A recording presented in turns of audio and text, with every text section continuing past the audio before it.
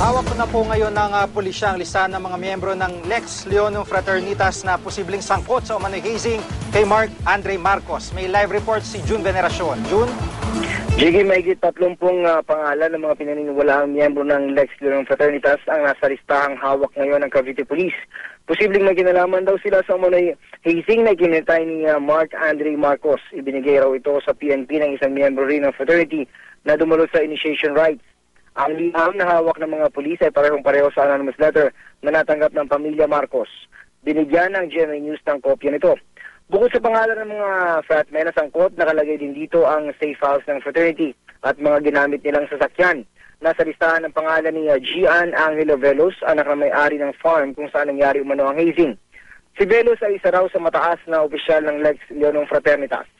Nananawagan ng mga pulis sa mga may alam sa nangyari na lumantad at makipagtulungan. Nananawagan din sila sa dalawang lalaking ito na minsan nakipagkita sa pamilya Marcos noong July 30, Lunes, habang hinahanap nila si Andre. Kuha ng pamilya ni Marcos ang litratong ito. Sabi ng pamilya, pinaniwala raw sila ng dalawang lalaki na maayos ang lagay ni Andre sa ospital. Sasagutin daw ng grupo nila ang gastos at kung kailangan dadalhin daw sa mas malaking ospital si Andre. Pero nang puntahan nila ng hapon na yun si Andre, patay na ito. Ang pinaka-inaabangan naman ngayon, Jiggy, ng mga otoridad ay ang pangako sa kanila ng ama ng pangunahing suspect na isusuko niya ang anak bukas sa Police Provincial Office ng Cavite. Sabi ng Cavite Police, mukhang mga leader din ng fraternity ang nagtatago ngayon sa suspect. Hindi pa rin mahagilap ng mga otoridad ang magtiyahing na Solidad Anda at Marlene Guadayo. Sila ang kasambahay ng pamilya Velos na sumama raw sa paghatid sa ospital kay Mark Andre at kasama sa sinampahan ng reklamo. Binalikan ng mga investigador ang farm kung saan nangyari mo ng hazing para mangalap ng karagdagang ebidensya.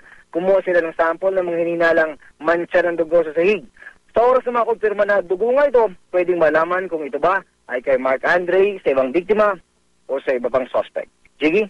Maraming salamat, June Veneracion.